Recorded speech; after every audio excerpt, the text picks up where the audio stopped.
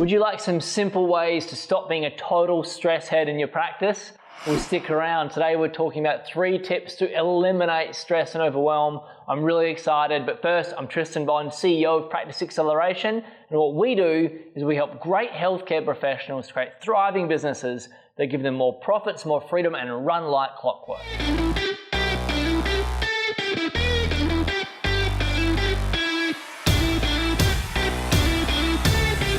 Look, business can get pretty stressful. You're wearing all the hats. There's never-ending to-do list, and you only have a finite amount of time and resources to get everything done, right? Now, I'm going to share with you how to set up your environment for success so that overwhelm totally vanishes into a puff of smoke like a bad genie, and you start to approach things with more energy that is totally through the roof. Really excited about this one. Let's dive in. Tip number 1, watch your self-talk. If you've got this voice inside of your head that all of us do, and it's kind of like this confused cheerleader, sometimes it's really positive and makes you feel awesome, and sometimes it's really negative and makes you feel not so awesome, in fact, like you can't even cope. We're so used to this voice being there, we don't often notice it or question it.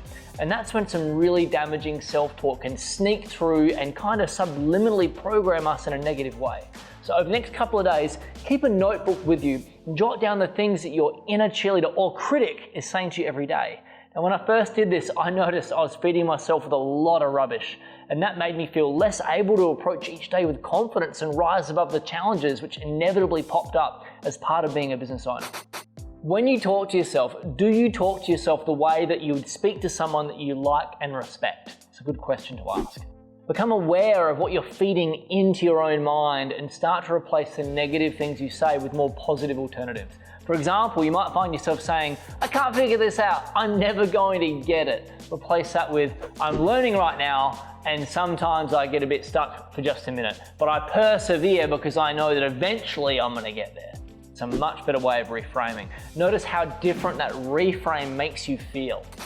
Tip number 2 is to be aware of how your external environment is actually affecting you personally. Think about your office. Is it neat or is it a mess? Do you have easy access to everything that you need, or do you have to go looking for things regularly?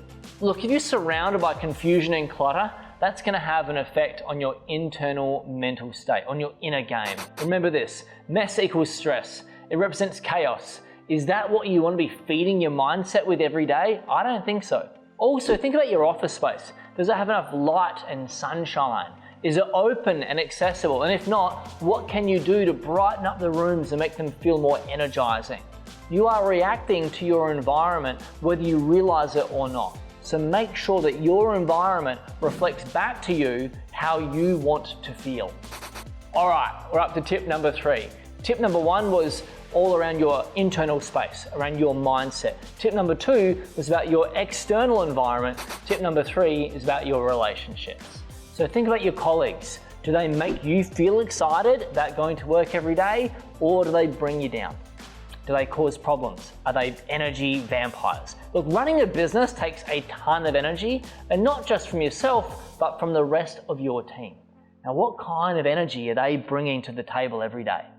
It's really important to surround yourself with people that are enthusiastic, they're focused, they're positive, they bring a lot of fantastic energy to your business environment. Because not only do low energy people bring everyone else down, your patients will be affected as well, they will feel it as well.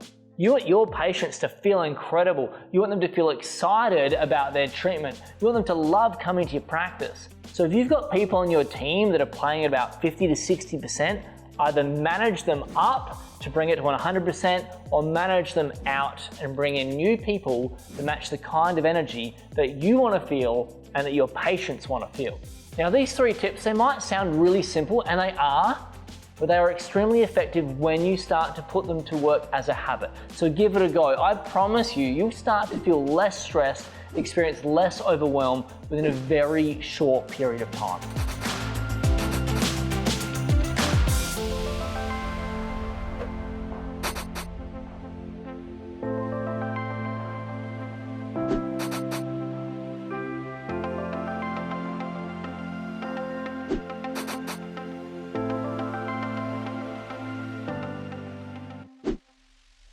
Hey, I know there's just a ton of stuff we've covered in today's episode, but if you want to learn more about creating a CEO mindset, it'd be really powerful for you to grab our Practice Growth Course bundle. Inside the bundle, you'll find our mini training on tackling and managing overwhelm, plus you'll find 3 other trainings that'll help you to market like a pro and manage your team more effectively and more energetically. We've even thrown in some pretty incredible free bonuses that'll help you to take your practice to that next level a lot quicker. I'm gonna pop a link below for you to check that out. Thank you so much for watching, guys. I appreciate you. I'll see you on the other side.